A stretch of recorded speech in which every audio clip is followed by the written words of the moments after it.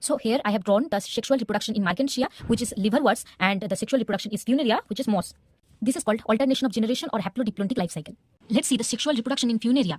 When the spores germinates, it's formed the protonema. Okay, protonema is a structure. It's the primary structure to which will form further the whole gametophytic body. It's also a gametophytic body.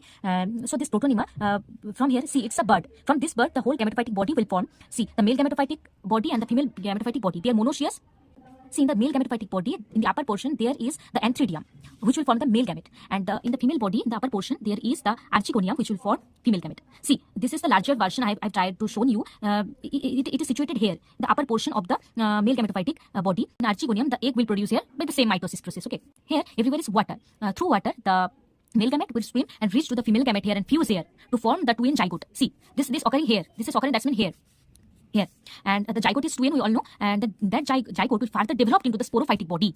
And the sporophytic body here, the sporophytic body is divided into three parts, which is, this is capsule, this is seta, and this is the food portion. Okay, so the sporophytic body is really little here, and that is why it is partially dependent on the gametophytic body. See, this is gametophytic body, and this is forming here, this is forming here, and this sporophytic body is actually here. And in the capsule, see, this portion is capsule, right? In the capsule, there is the zygote. The zygote is further goes through meiosis. See, meiosis in capsule and forms spores, which is N, and that spores will germinate to form the gametophytic body, repeating the cycle. Okay, see, I hope now this is clear to you.